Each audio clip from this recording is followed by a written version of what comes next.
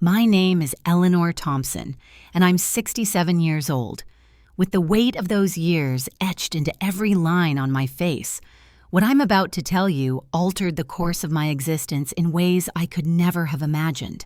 The funeral for my husband Victor was the most silent afternoon I had ever endured, heavy with unspoken grief.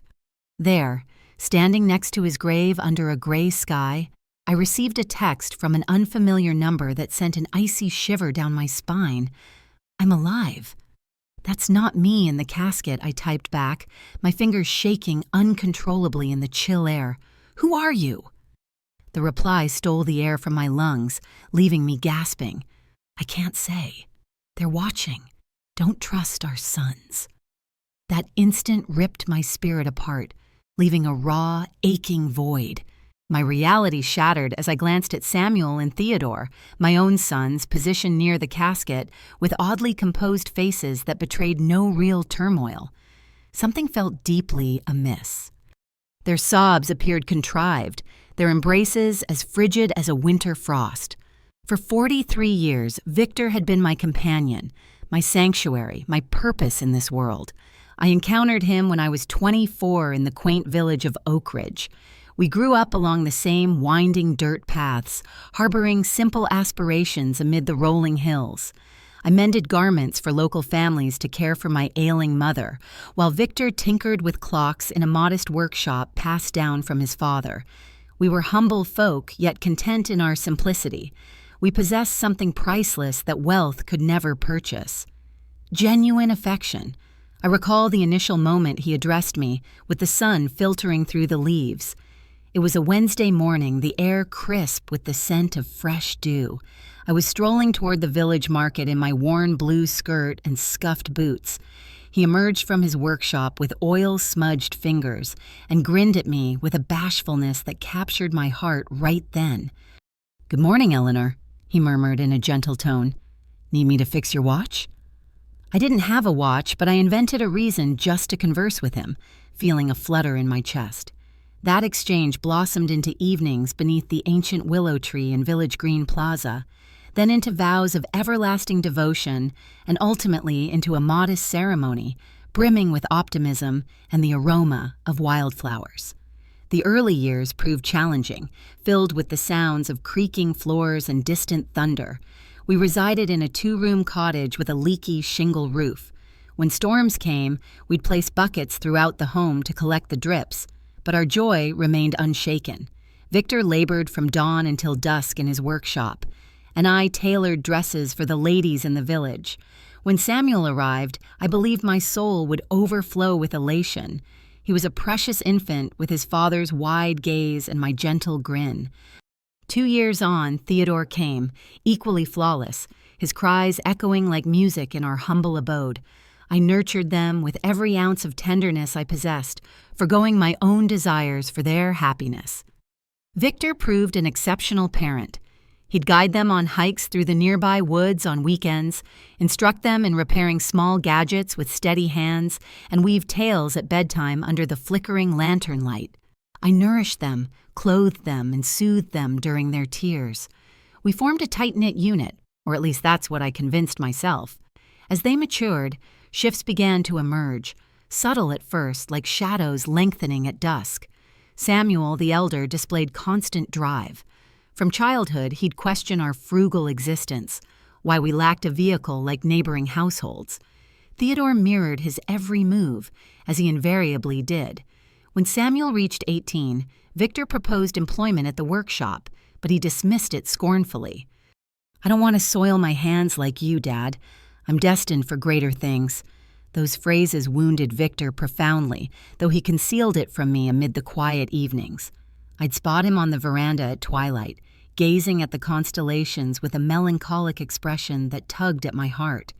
His offspring had spurned not merely his trade, but his whole philosophy of life. Time flowed onward, and astonishingly, Samuel forged a path in the corporate realm. He secured a position at a property firm in the metropolis. Theodore trailed shortly thereafter. They both amassed wealth, vastly exceeding anything Victor and I had known. Initially, pride swelled within me like a warm tide. My boys had transcended what we couldn't, breaking free from hardship and crafting superior lives. But gradually, that delight morphed into sorrow, a slow erosion like rain on stone. Visits dwindled, conversations abbreviated. When they appeared, they drove luxurious vehicles, clad in tailored outfits, discoursing on ventures and estates. They'd regard us with an odd blend of sympathy and embarrassment. "Mom," Samuel remarked during one infrequent call, "you and Dad ought to relocate to a finer spot. This cottage is deteriorating." He spoke truth. But that cottage cradled all our recollections. It was where we'd reared our sons, where we'd partaken in countless suppers, where we'd aged side by side. It lacked grandeur, but it was our haven, infused with the echoes of laughter and love. Victor, ever sagacious, would confide in me, "Eleanor, wealth has transformed our lads. We no longer suffice for them." I resisted acknowledging it, the denial a shield against the pain. I persisted in rationalizing their scarceness, their curt exchanges, their unkept pledges. They're occupied forging their paths. I'd assure myself one day they'll revert to the affectionate youths we fostered. But deep within, I recognized Victor's wisdom. We had forfeited our sons ages prior to losing my spouse. I simply hadn't grasped the depth of our estrangement from them. The starkest alteration occurred when Samuel wed Sophia Kensington, a lady from the urban sprawl who scarcely concealed her scorn for our unpretentious ways. The initial occasion he introduced her, she stepped in stilettos that dug into the soft earth of our veranda and a sophisticated crimson gown that appeared costlier than my entire wardrobe combined. "Pleased to meet you," she uttered with a strained grin, scarcely proffering her fingertips in greeting. Her gaze swept our modest dwelling with a look I couldn't interpret, but which diminished me, making me feel insignificant in my own space. At supper, Sophia scarcely sampled the meal I had crafted with heartfelt care, the aromas of herbs and spices filling the room. She prodded the pot roast on her dish and sliced minuscule bits of vegetables, but consumed next to nothing. Samuel appeared anxious, perpetually excusing aspects he had once embraced without shame. "Next time we'll dine at a bistro," he murmured to Sophia, presuming I was deaf. But I overheard, each syllable stabbing my core like a thorn. Theodore, meanwhile, stayed unattached, yet embraced the identical aloof demeanor as his sibling. His appearances confined to holidays, and even then, he perpetually hastened to depart, his footsteps echoing hurriedly on the wooden floors. He fixated on his device, sealing transactions even amid our dialogues. "Mom, I must depart," he'd invariably declare prematurely. "I have a crucial appointment at dawn." Family gatherings faded into oblivion. Holidays turned chilly and ceremonial. My sons would deliver opulent presents we had no use for. They'd linger for 2 or 3 hours and then exit with palpable alleviation.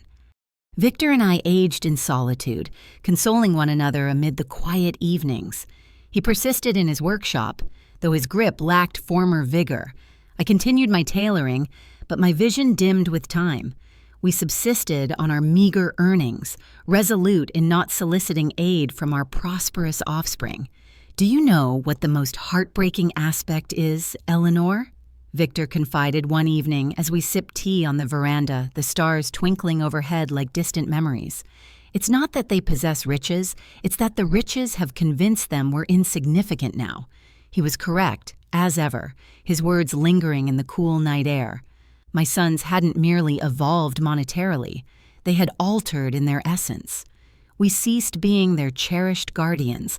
We became an awkward echo of a history they yearned to erase. Matters worsened when Samuel acquired a $200,000 residence in a prestigious district of the metropolis. Theodore followed suit promptly, acquiring a deluxe apartment valued at $150,000. Abruptly, our sons commanded fortunes beyond our comprehension, their lives gleaming with excess. "You should dispose of this cottage and transition to a senior living facility," Sophia proposed during one scarce visit. "There are quite pleasant establishments for individuals your age. You'd find greater ease." The term facility struck me like a blow. A senior living facility. After 40 years of cultivating our abode, after nurturing these sons with boundless affection, they aim to consign us to an institution.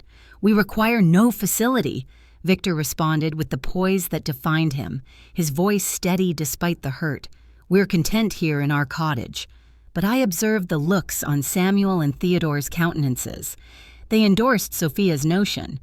To them, we represented an encumbrance, an issue to resolve expediently.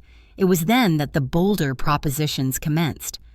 Samuel appeared one afternoon with documents clutched in hand, papers he had drafted sans our input. "Dad, Mom," he announced with that rehearsed beam he had mastered. "I've contemplated your prospects. This cottage holds value of at most $1,000.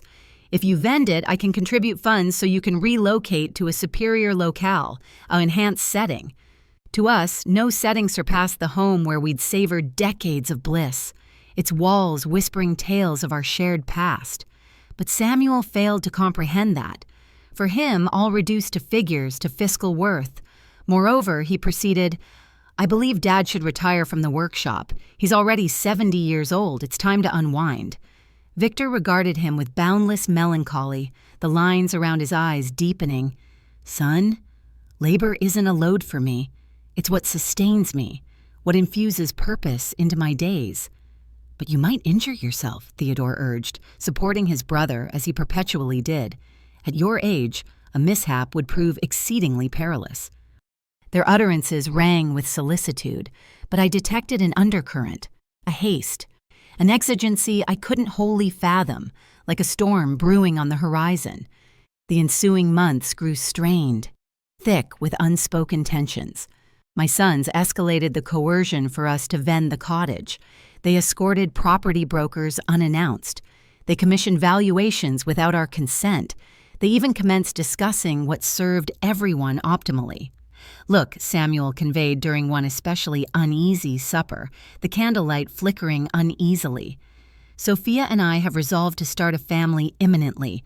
We'll require assistance with the outlays. If you vend the cottage and shift to a compact space, that capital could serve as an advance legacy." An advance legacy? He solicited our bequest whilst we yet breathed. The boldness of the entreaty rendered me mute, my throat tightening. Victor stayed composed, but I noted his fist clench subtly. "Son, when your mother and I pass, all we own shall be yours." "But whilst we live, our choices remain ours. Don't be obstinate," Theodore interjected with a severity I had never witnessed from him prior. "You're elderly now. You can't persist dwelling in bygones." That evening, post their departure, Victor and I conversed till sunrise, the first such vigil in our union, the moonlight casting long shadows across the room. For the initial occasion in our matrimony, we pondered the likelihood that our sons were not the individuals we presumed we had reared. "Something's awry, Eleanor," my spouse confided with an anxious gaze I had never beheld in his eyes, the worry etching deeper furrows in his brow. "This isn't merely aspiration or haste. There's something more sinister lurking beneath this insistence." I had no inkling how utterly accurate his observations were, how they foreshadowed the darkness ahead. I couldn't conceive that my flesh and blood were scheming something that would irrevocably transform our existences. I didn't realize that the impending calamity wouldn't stem from destiny's whim, but a meticulously devised plot by the duo I trusted supremely. The final ordinary dialogue I shared with Samuel occurred 3 weeks preceding Victor's demise. He arrived solo San Sofia and appeared graver than customary, his footsteps heavy on the creaking porch. "Mom," he stated, settling at the kitchen table where he had devoured countless mornings as a lad, the wood scarred from years of use. "I want you to know that regardless of events, Theodore and I will perpetually tend to you." His assurances comforted me then, but now recollecting them beside Victor's grave, they evoke a tremor along my spine, cold as the grave's earth. Why did he utter regardless of events? What insight did he possess that eluded me? The mishap that upended all transpired on a Wednesday morning, the birdsong outside mocking the tragedy. Victor had departed early for the workshop, as he had for over 40 years, his routine as steady as the sunrise. I was in the kitchen assembling his preferred midday meal, stew and fresh bread, when the telephone pealed with an urgency that chilled my blood. "Mrs. Thompson?" an unrecognized voice inquired. "I'm phoning from Riverside Clinic. Your husband has suffered a grave incident. You must arrive forthwith." The phrases blurred in my thoughts like rain on a window pane. Existence halted. My knees weakened and I clutched the countertop to avert collapse. What occurred? Is he all right? Is he breathing? Is he in critical care? "Ma'am, please hasten." The journey to the clinic was a foggy ordeal, blurred by tears and fear. My neighbor, Agnes, drove me since I trembled so fiercely I couldn't grasp the wheel. Throughout the drive, my mind rejected the unfolding reality. Victor was prudent, precise in his craft. How could this befall? Upon arrival at the clinic, Samuel and Theodore were present already. That astonished me, for no one had alerted them yet, at least not I. But amid my anguish, I overlooked that anomaly. "Mom," Samuel uttered, enveloping me in an embrace that felt authentic, his arms tight around my shaking frame. "Dad is in dire condition. The physicians state one of the devices at the workshop detonated. He sustains grave scalds and a severe cranial wound." Theodore's eyes appeared reddened, yet something in his demeanor seemed misplaced. He appeared more agitated than sorrowful, akin to one anticipating vital updates rather than mourning his parent. "Can we visit him?" I implored, desperation clawing at my voice. "Only close kin, singly, and for 5 minutes utmost," the attendant clarified. When I stepped into that critical care chamber, my heart plummeted, the sterile scent overwhelming. Victor was linked to numerous apparatuses with wrappings shrouding much of his visage and limbs. I scarcely identified him amid the beeps and tubes. His respiration was strained, mechanical, sustained by devices that hummed incessantly. I neared his bedside and grasped his hand, the sole portion of his form that appeared unscathed, still warm with life. "Victor, my darling, I'm present. All will mend just as it invariably does. You're going to heal, resilient as ever." For an instant, I sensed a faint pressure in my palm. His eyelids fluttered subtly. He battled. My fighter strove to return to me, his spirit unyielding. The subsequent 3 days stretched as the lengthiest of my existence, each hour ticking by in agonizing slowness. I virtually resided at the clinic, dozing in the rigid seats of the lounge area. Samuel and Theodore alternated in accompanying me, but they perpetually seemed keener on conferring with the medics than consoling their father. I caught snippets of dialogues I couldn't comprehend fully then, whispered in hushed tones. Theodore inquired about health coverage, about treatment expenses. Samuel was on calls discussing death benefits and recipients. "Mom," Samuel informed me on the second day, "we examined Dad's coverage. He holds a death benefit of $50,000. There's also an occupational injury plan that might encompass up to $75,000 additional." Why did he address finances whilst Victor yet struggled for breath? Why fret over coverage instead of his parents' recuperation? "I disregard the finances," I retorted sharply, my voice echoing in the sterile corridor. "I merely desire your dad to improve." "Naturally, Mom," he responded, but I discerned something in his gaze that unsettled me. A detachment, a computation proceeding while his father languished. On the 3rd day, the medics delivered the most crushing tidings of my life. Dr. Hargrove, a seasoned gentleman with an empathetic demeanor, assembled us in a compact chamber, the walls closing in. "Mrs. Thompson," he commenced tenderly, "your husband's state is dire. The scalds have infected and the cranial trauma exceeds our preliminary assessment. We must confront his prospects realistically." "What implies that?" I queried, though my core already grasped the response, a sinking dread. "It implies preparation for the gravest. Your husband resides in an artificial coma. We could maintain him indefinitely, but his existence quality, well, recovery to awareness is highly improbable." My universe disintegrated around me. 43 years of union, a lifetime constructed jointly, And now they proclaimed it all dissipating like mist in the morning sun. "We wish to attempt all," I declared amid tears, "irrespective of expense, irrespective of duration." But Samuel swapped a glance with Theodore that profoundly disturbed me, a silent communication laden with intent. "Mom," Samuel voiced in a tone striving for empathy, "we must be sensible." Dad wouldn't desire existence thus. He perpetually stated he never wished to burden anyone. Burden. I erupted with a rage I unbeknownst possessed, my voice rising in the confined space. "He's your parent. He's no burden. He's the gentleman who nurtured you, who toiled lifelong to provide optimally." "We acknowledge, Mom," Theodore interposed, "but we must consider you likewise. The health care charges will be immense. They could deplete all your reserves. Again, finances, perpetually finances. My spouse perished and they tallied expenditures." That evening, solitary in the clinic chamber, I clasped Victor's hand and conversed as if he perceived, the monitor's glow casting eerie shadows. "My love, I know not what to do. The medics claim no hope, but I can't release you. I can't envision existence sans you, the emptiness too vast to bear." It was then something transpired that yet induces chills along my skin. His digits shifted faintly, compressing mine with a vigor nearly undetectable, yet palpable in the quiet room. His lips parted as if endeavoring to articulate, but no utterance emerged. I summoned the attendants, frantic. "He's responding. He's attempting speech," but upon their arrival, Victor had reverted to prior stasis. The attendant inspected the displays and shook her head. "Occasionally, involuntary contractions occur, ma'am. It signifies not consciousness." But I knew what I sensed. Victor had striven to convey. He had battled to impart something vital, his will unbroken. 2 days hence, in Friday's wee hours, the apparatus alerts blared. Illuminations flashed. Attendants surged to Victor's chamber. I slumbered in the corridor when the clamor roused me. "No, no, no," I wailed, dashing toward the space.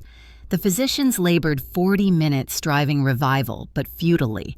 At 4:37 ante-meridium, Victor was formally pronounced deceased. The agony that instant was tangible, as if my core had been wrenched from my thorax. I crumpled beside his bed, embracing his lingering warmth, denying his eternal absence, the sheet still carrying his faint scent. Samuel and Theodore reached the clinic an hour post their parents' demise. They appeared primed, as if anticipating the summons, their expressions composed amid the chaos. They bore forms, records, and contacts for mortuaries. "We already conferred with the Oak Ridge mortuary," Samuel informed, while I yet wept uncontrollably, tears soaking my sleeves. "They can retrieve the remains this morn.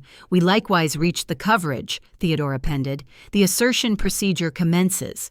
How could they exhibit such proficiency, such order, such frigidity mere hour after forfeiting their parent? Something erred. But my morning overwhelmed, clouding clear thought. The burial was arranged for ensuing Monday. Samuel managed all preparations, sans truly consulting me, the decisions made in hushed calls. He selected the plainest coffin, the briefest rite, as if eager to conclude swiftly. "It's what Dad would have desired, mate," he claimed, when I protested exclusion from choices. Something unadorned sans commotion. But Victor merited superior to this indecent haste to inter and obliterate. The burial day dawned overcast and brisk, as if heavens wept for Victor, the wind whispering through the trees. I donned my sole ebony gown, the identical worn from my mother's rite years prior, its fabric soft from age. My hands quivered so that Agnes aided in fastening the tiny clasps at back. "Be resilient, Eleanor," my cherished companion murmured as she gently brushed my locks. Victor would wish you resilient, but I sensed no resilience. I felt hollow, akin to a husk sans essence. 43 years of matrimony can't be entombed effortlessly. Every item in the cottage evoked him. His teacup on the counter, his instruments on the veranda, his cushion retaining his aroma. Upon reaching the graveyard, I startled at the scant attendance. I anticipated more from Victor's workshop associates, more villagers, more familiars, but solely Samuel, Theodore, Sophia, Agnes, me, and the minister. For a gentleman who dwelt 70 years in identical village aiding myriad, the right seemed oddly vacant, the silence oppressive. "Where are the fellows from the workshop?" I queried Samuel. "We wish not to inconvenience," he retorted hastily. Dad was reserved. He would have favored intimacy, but untrue. Victor cherished his community. He valued his neighbors. He would have desired farewells. Why had Samuel rendered all secretive, so accelerated? During the rite, I observed my sons with peculiar emotional aloofness, the hymns echoing faintly. Samuel bore a grave mien fitting the event, but his gaze perpetually strayed to his timepiece. Theodore appeared fidgety, as if harboring pressing obligations. Sophia surreptitiously inspected her device behind her dark shroud. Thus they bade their parent adieu with impatience and diversions. The minister discoursed on perpetual existence, on merited repose, on divine reunion. His phrases rang empty in my fractured core. I desired not Victor's peaceful rest. I yearned his return home, for continued aging jointly, for perpetual tea on the veranda each twilight, watching the sunset paint the sky. When time came to cast soil on the coffin, my limbs faltered. Agnes supported as I wept uncontrollably, the earth thudding on wood, resounding, final, irrevocable, despairing. It was precisely then, positioned by my spouse's grave, that my phone buzzed. A message from unknown sender. "I'm alive. That's not me in the coffin." My pulse ceased. The characters blurred before my vision as if hallucinating. Grief deranged me. With quaking hands, I responded, "Who are you?" The retort arrived instantly. "I can't say. They're observing." "Don't trust our sons." The device slipped from my grasp as if scalding. Agnes stooped to retrieve, but I halted abruptly. I couldn't permit others viewing those texts, not till comprehending the unfolding. "Are you well, Mom?"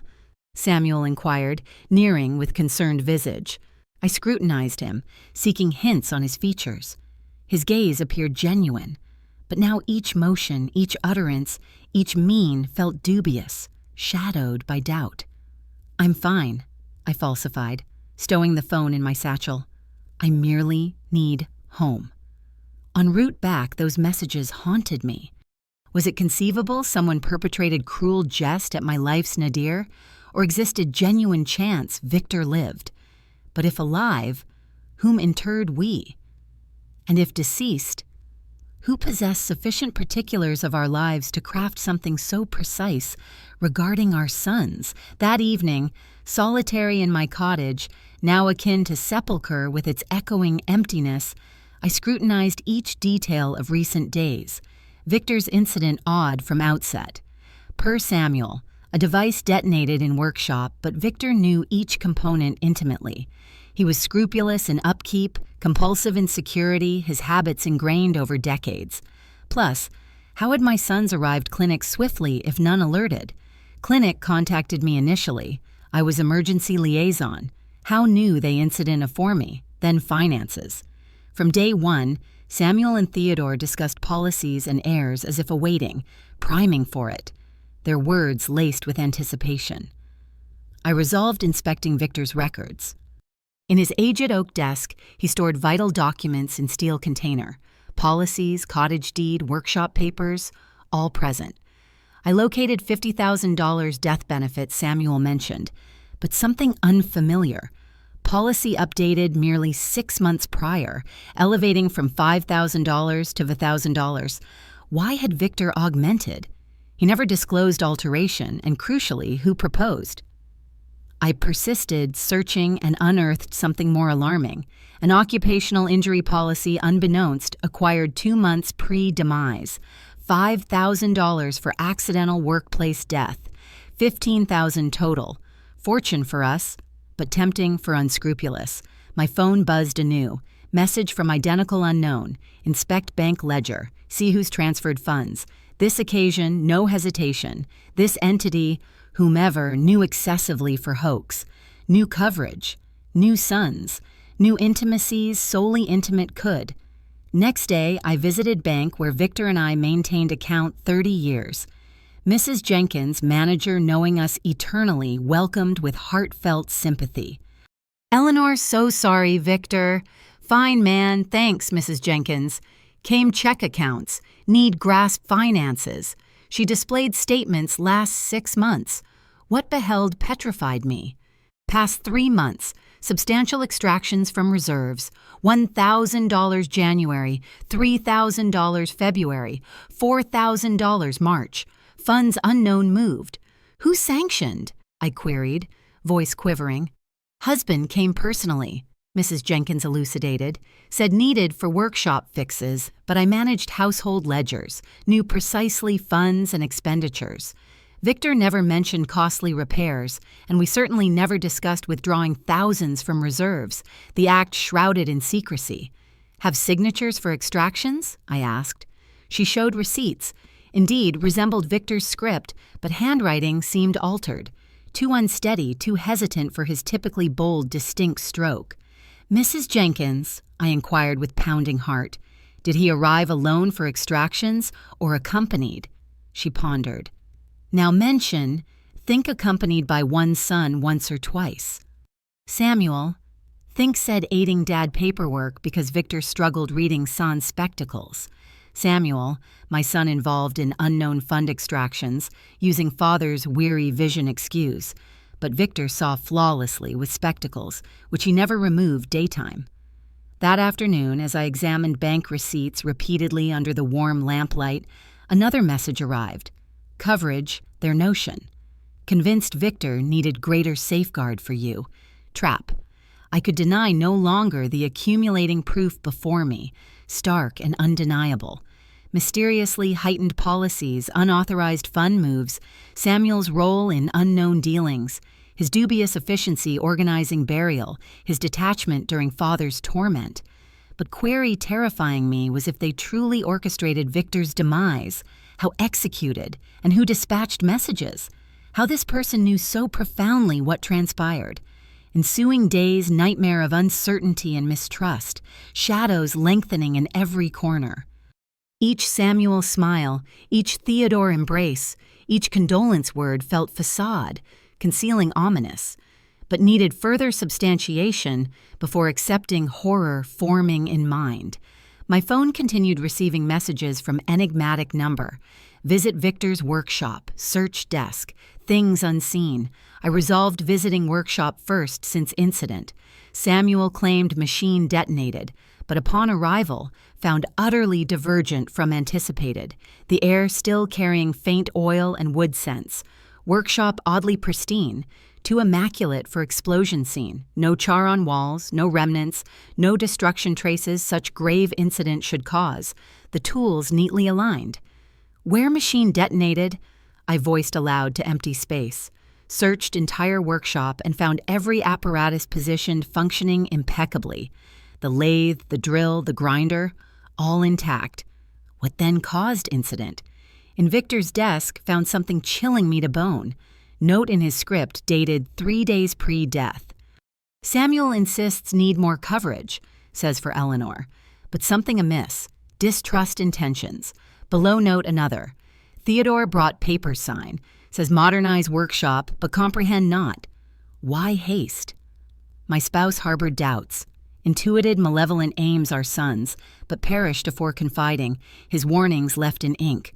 Persisted searching and found envelope sealed my name. Opened with quaking hands, the paper crisp, letter from Victor. My dearest Eleanor, if reading this means something befell me. Recent months noticed odd shifts, Samuel Theodore. Too keen our funds, coverage, selling cottage. Sophia pressures them greatly. Yesterday, Samuel said concerned safety, more because age, accident fatal. Know not why, but words sounded menace. Love you, Eleanor. If something me, trust none, blindly, not even sons. Letter dropped my hands. Victor foresaw own death. Seen omen's eye, blinded maternal affection ignored his foresight a final gift. That evening Samuel visited. Arrived bottle wine smile, now utterly artificial, his eyes glinting unnaturally in the lamplight. Mom, pondered your future, said, pouring glass sands asking if desired. Coverage funds, process already, $15,000. How no precise sum? I queried, feigning naivety while studying his response closely. Well, aided dad coverage forms. Wanted ensure you sufficient live comfortably. Deception. Victor never desired increase. Per own note, pressured Samuel. What think to that funds? I asked, observing reaction intently, the tension thick. His gaze sparkled chill-inducing gleam. Could purchase smaller, warmer home, or better, relocate nice senior community company medical aid. Theodore, why manage funds extend? Manage funds. We merely wish care you, Mom. Age, easy scammed bad choices. We know investments, commerce. Could triple some few years. Triple funds or vanish their pockets. Let ponder. Said, stalling. Of course, Sophia said, fake sweetness. But not long. Own good. Post-departure, sat kitchen, quaking fury, fear. Own son's flesh blood, not only slain father, now schemed pilfer, all remained. The betrayal bitter as gall. That night, phone vibrated, longer message. They're coming together tomorrow. Try convince crazy. Grief imagine things. Don't believe. Don't consume, offer, eat, drink. Enigmatic messages forecast, fulfilled, precisely warned. The precision eerie. Next day, Samuel Theodore arrived jointly my cottage. Sophia accompanying, expressions overdone, worry bag pastries, village bakery. Mom, so concerned you, Samuel began, saccharine tone. Villagers told acting peculiar. Agnes says talking self, not eating properly. Agnes never said. Another fabrication, their expanding assortment lies piling like autumn leaves. Sophia brought favorite pastries, Theodore added, gesturing bag. Made special tea brand like much. Recalled message words. Don't consume, offer, eat, drink. Possible planning poison me, as Victor. Thanks, but already breakfasted, said, maintaining distance, heart racing. But Mom, Sophia insisted, smile not reaching eyes, need nourish properly, lost weight since Dad Victor died. I'm fine, repeated resolutely. Samuel exchanged meaningful glance, Theodore. Same glance, shared clinic doctor, gave Victor's outlook. Mom, Samuel said, seating nearer, want discuss important, Theodore. And consulted doctors your recent conduct. My conduct? Yes. Odd queries asking, police visits, obsession irrelevant details, Dad. Normal post-loss, but dangerous untreated. Theodore nodded solemnly. Spoke Dr. Kensington. Says common elders develop paranoia post-partner loss, especially women age. Paranoia. Accusing me mad uncovering deceptions, the irony sharp. I not paranoid, said Firmness Muster, just asking questions should beginning. What questions? Samuel challenged. Like why no police report father's supposed incident? Like why workshop pristine explosion? Like why withdrew $5,000 account sans telling? Silence ensued, deafening. Three exchanged thinly veiled panic glances. Mom, Theodore finally said, things simple explanations. Dad withdrew funds, secret repairs surprise you. What surprise? Samuel lied. Hired workers mend roof paint walls. Wanted birthday surprise. If true, where workers? Where materials? Why none village no supposed remodel? And police report, Samuel continued. Not all work incidents require report, especially private property. More deceptions. Lieutenant Ramirez clear. Any work incident, serious injuries requires official. Mom, Sophia interceded, sweet, condescending voice. Just want care you. Why thought best move place specialized medical? Home, specialized care home. Samuel corrected. People complicated grief. Psychologists, nurses, activities occupy. Meanwhile, Theodore added, we handle selling cottage, managing coverage funds, complicated things, shouldn't handle current state. Their plan complete. Declare incompetent, institutionalize, seize all funds. First, slain Victor insurance, now pilfer me. If refuse? Asked. Why refuse? Samuel asked, smile chilling me. Just want best you, because this, my cottage, where built life Victor, where raised you. Mom? Theodore said, exaggerated sigh.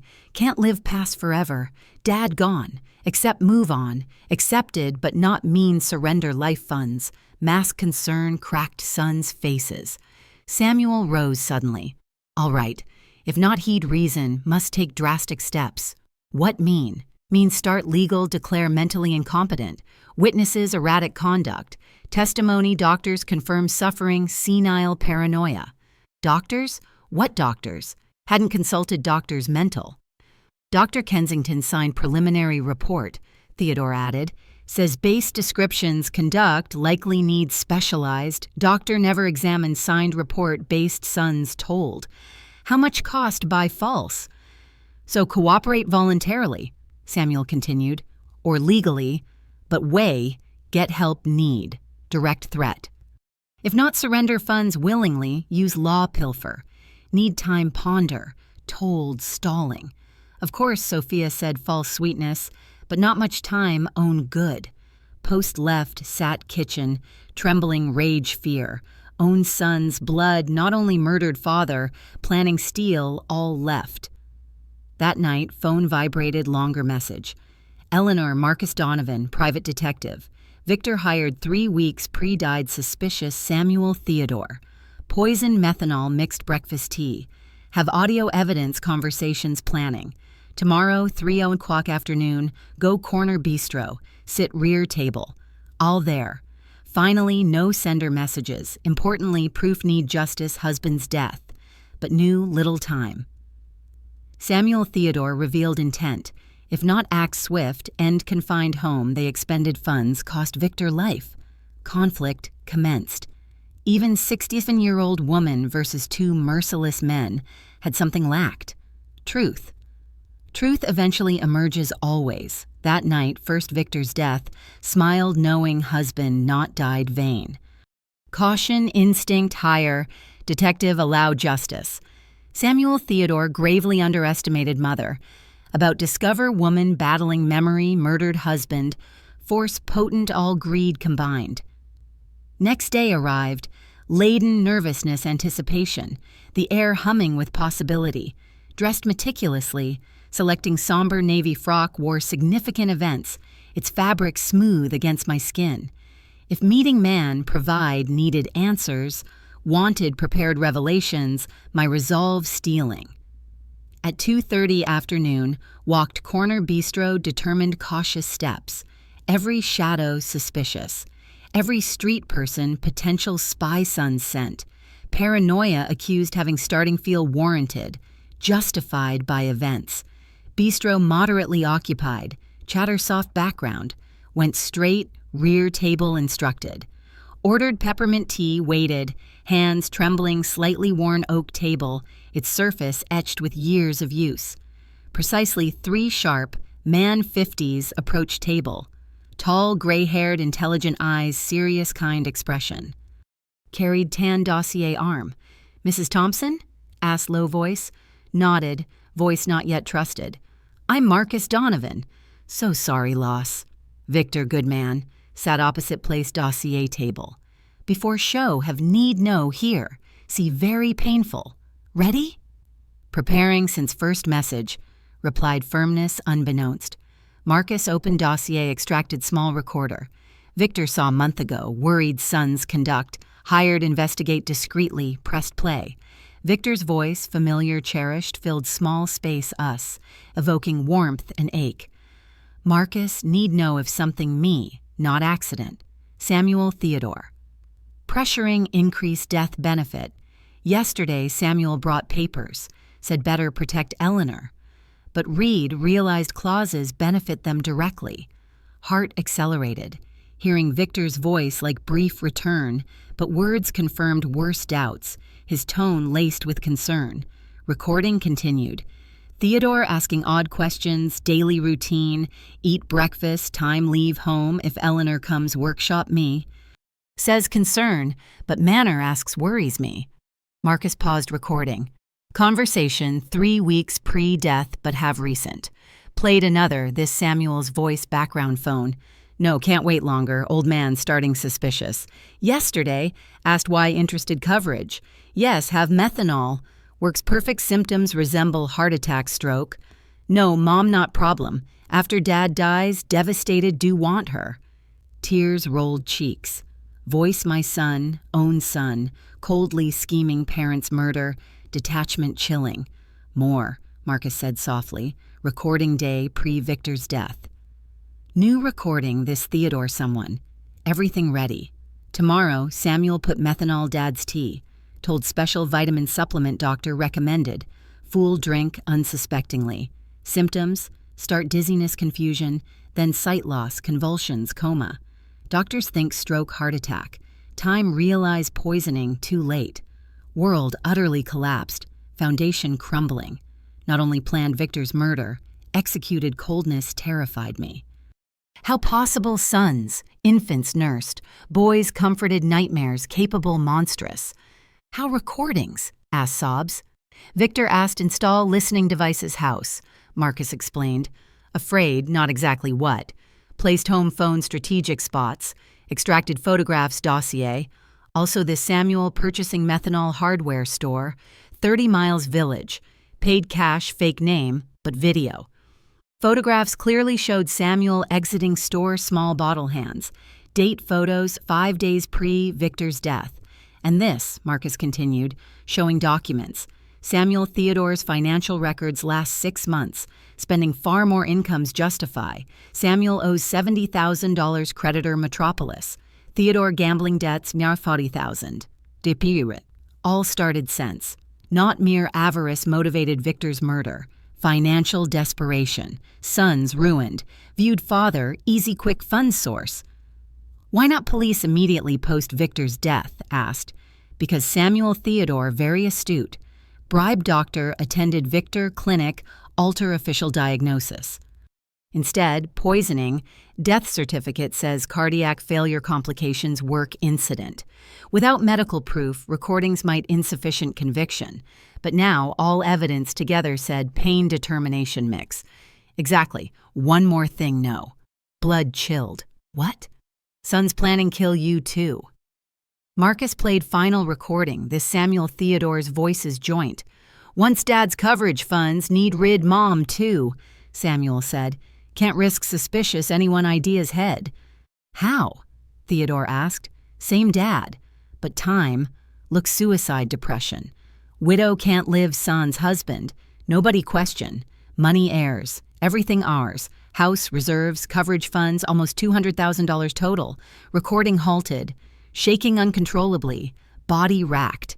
Sons not only murdered father, planning murder me. All money, Mrs. Thompson, Marcus said gently, his voice anchoring me. No devastating, but evidence enough pay did. What now? Asked, drying tears. First, police all evidence. Lieutenant Ramirez honest, not corruption. Second, act fast. Sons planning declare incompetent tomorrow. Succeed, harder legal. Tomorrow, yes, intercepted phone morning, meeting Judge Harlan, 10:00. Morning start incapacity process. Rose table determination, weeks absent. Then, act tonight. Exactly, Marcus affirmed. But first, one more show. Extracted final photograph dossier. Victor exiting unfamiliar medical center. 3 days pre-died, husband full exam city clinic. Results show perfectly healthy. No heart disease signs. Blood pressure normal. Everything perfect. Definitively proves death poisoning, not natural health. Final evidence needed. Victor healthy man, slain own sons. Marcus said, clasping hand. Thank keeping promise husband. Now justice. Same night, Marcus I went police station. Lieutenant Ramirez night shift week. Perfect purposes. Arrived 8:00 evening. Station relatively serene, fluorescent lights humming softly. Lieutenant Ramirez, said firm voice, need file formal complaint murder husband Victor. Lieutenant eyed surprise. Murder? Mrs. Thompson? Death certificate says died heart complications post-work incident. Certificate false, replied, placing Marcus's dossier desk. Husband deliberately poisoned methanol own sons. Next 2 hours, Marcus, I presented all evidence. Audio recordings, photographs. Samuel buying methanol, bank documents, unauthorized extractions, Victor's medical results proving perfect health, finally recorded conversations. Son's confessed father's murder plans kill me. Lieutenant Ramirez listened each recording increasingly grave expression, his brow furrowing deeper. Finished, lean chair shook head disbelief. This monstrous, murmured. Sure proceed, Mrs. Thompson? Arrest sons, no reversal. Lieutenant, replied Dignity Muster. Men murdered husband, cold blood money. Planning murder me. No longer sons. Criminals must pay crimes. Need examiner exhume Victor's body, confirm methanol. Lieutenant explained. Prepared? Do necessary, replied unhesitating. Lieutenant Ramirez immediately called prosecutor. Despite hour, case gravity led DA station personally. Reviewing evidence, authorized warrants, Samuel Theodore arrest. Proceed dawn, DA explained. Ensure all evidence afford destroy proof. Marcus escorted home night. Sure okay alone? Asked concern. Fine, replied. After discovered, no longer afraid. Justice sighed. Couldn't sleep night. Stayed kitchen viewing Victor photographs walls, their frames gathering dust. First death. Felt not only pain. Felt odd sadness, satisfaction mix, knowing justice, murder imminent. A balm on wounds. 600. Morning phone rang. Samuel. Mom, come Theodore's residence immediately. Something terrible occurred. What? Asked, feigning worry. Better explain person. Please hasten. New trap. After recordings night prior, new accelerating RID plans, but new police en route arrest, on way, lied. Instead, Theodore's stayed kitchen waiting, tea cooling untouched. 7:30 morning, window saw police vehicles toward son's residence's directions. Phone rang repeatedly next hour. First Samuel, then Theodore, voices increasingly desperate asking where, but answered none. 9 morning, Lieutenant Ramirez knocked door. Mrs. Thompson arrested Samuel Theodore. Custody charged first-degree murder, conspiracy murder. Felt legs tremble but not fear. Relief washing over like cleansing rain. How reacted? Asked. Samuel denied initially, but played recordings, collapsed. Theodore attempted flee rear window house, chased 6 blocks. Afternoon, Sophia came see. Arrived weeping, pleading, utterly different, cold, calculating woman known, her makeup streaked. Mrs. Thompson, please drop charges, Samuel. Not bad, desperate debts, fault 2, pressured fine money, looked sans compassion trace. Sophia, husband poisoned mine, planning murder me, no explanation justification. But family, scream desperation. Think do family. Family died day decided kill Victor money, replied coldly. Now leave house. 3 days later, Victor's body exhumation performed. Lab results confirmed Marcus discovered. Lethal methanol levels system, enough cause symptoms experienced pre-death. The science irrefutable. Case sensation village. None believe 2 sons murdered father money. Local papers dubbed cruelest crime decade. Following weeks, more details emerged investigation. Samuel owed $7,000 illegal lenders threatening violence. Theodore lost $5,000 underground bets facing threats. Seen Victor's death benefit salvation. But avarice led increased policies dramatically aroused father's suspicion, backfiring spectacularly. Discovered doctor falsified certificate received $5,000 cash, Samuel. Arrested obstructing justice, falsifying documents. Marcus explained plan details Victor made. Husband smarter, sons believed. Knew bad coming, not exactly. Hired not only investigate Samuel Theodore, protect something him. New planning kill? Asked. Not exactly, Marcus said, but suspected life danger. Why installed devices? Why documented? Wanted ensure something. Him truth emerge. Victor, final days protecting. Anticipated son's betrayal. Steps justice prevail. His legacy enduring. Trial scheduled begin 2 months. Samuel Theodore faced first-degree murder charges. State carrying 25 years life. Trial day arrived post 2 months intense legal prep. Courtroom packed. Reporters' regional papers cover known killer son's case. Villagers, Victor's former associates, even scant acquaintances witness historic justice moment. Wore best ebony frock, same wedding years ago, now mourning dignity symbol, its hem whispering against floor. Marcus accompanied, sitting side process. Present strength faced difficult day life. Samuel Theodore entered courtroom shackled orange jumpsuits. Seeing sons thus broke heart anew, but no pity. Only deep sadness, moral demise chose long physically murdered father. Prosecutor presented case devastating precision, evidence unfolding like damning tapestry. 1-1 recordings played court. Silence absolute, every Samuel Theodore voices heard, coldly planning Victor's murder. Prosecutor played recording planned kill me. Several audience gasped horror. Elderly woman rose, left courtroom weeping. Couldn't blame. Difficult process cruelty. Ladies, gentlemen, jury, prosecutor said opening. Not ordinary family avarice. Cold calculated premeditation. 2 men murdered. Father raised love sacrifice, simply needed money. Pay gambling debts. Irresponsible loans. Samuel Theodore's lawyers attempted defense, desperate circumstances, external influences, but evidence overwhelming. Recordings not lie, bank documents not lie, forensic methanol. Victor's body not lie. Turn, testify, walked, stand, trembling legs, clear mind. Waiting months, misses. Thompson, prosecutor asked, tell relationship sons pre-husband's murder, thought good relationship them, replied, looking directly Samuel Theodore. Raised love, sacrificed all well-being, father toiled dawn dusk give best could. Never imagined love sacrifice become reason murder.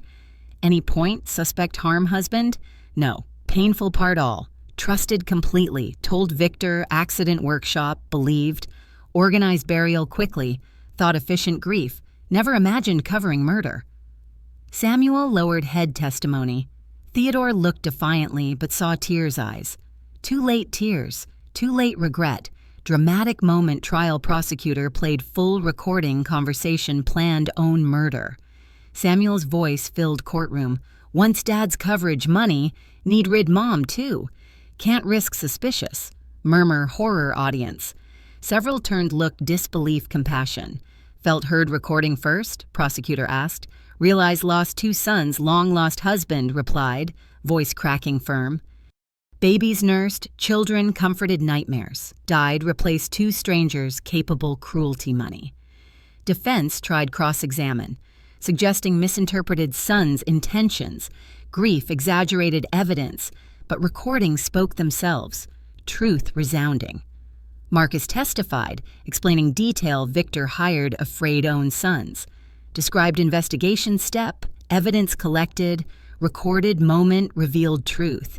Medical examiner presented exhumation results, confirming lethal methanol Victor's body, explained poison acts slowly, causing exactly symptoms the husband experienced, died. After 3 days' devastating testimony, closing arguments arrived, prosecutor crushing. Samuel Theodore not victim's circumstances. Predators saw parents' financial obstacles eliminated. Planned, executed, covered. Victor's murder planning, same Eleanor. Deserve no compassion, deserve justice. Jury deliberated 6 hours. Returned, courtroom silence absolute. Heard own heartbeat, judge read verdict. Case State versus Samuel Thompson. Theodore Thompson charged first-degree murder. Victor Thompson fined defendants guilty. Courtroom erupted murmurs, exclamations. Samuel collapsed chair, finally grasping magnitude, done. Theodore remained rigid, staring ahead, expressionless. Charge conspiracy murder. Eleanor Thompson fined defendants guilty. Judge proceeded sentencing immediately. Samuel Thompson, Theodore Thompson, premeditated murder. Father, conspiracy, murder, mother. Sentence, life prison, sans parole. 30 years. Heard words, felt gigantic weight, shoulders lift, justice. Finally, Justice Victor. Post-trial, many hugged, expressed support. Agnes cried me. Not sadness, relief. Eleanor, Victor rest peace now, whispered. That night, returned cottage now felt different. No longer pain betrayal place. Home again, where Victor the happy 43 years, memories warming once more. Marcus came visit week post-trial. How feel? Asked. Peace, answered honestly. First Victor's death. Sleep soundly. No resting death unpunished. And money, coverage, reserves. Donated Death Benefit Foundation Family Crime Victims, explained. Money bloodstained. Never use. Personal reserves enough leave modestly rest days. 6 months post-trial. Received letter, prison mail. From Samuel. Mom, no not deserve forgiveness, need no regret everything. Money, debts, desperation, blinded us. Theodore, I destroyed loving just family world, $5,000 even enjoy. Tomorrow, commit suicide cell. Can't live, did. Care, Mom. Tell Dad, sorry bad sons. Didn't arrive time, prevent suicide. Samuel found hanging cell next day. Theodore, learning brother's death, suffered complete breakdown, transferred prison psychiatric.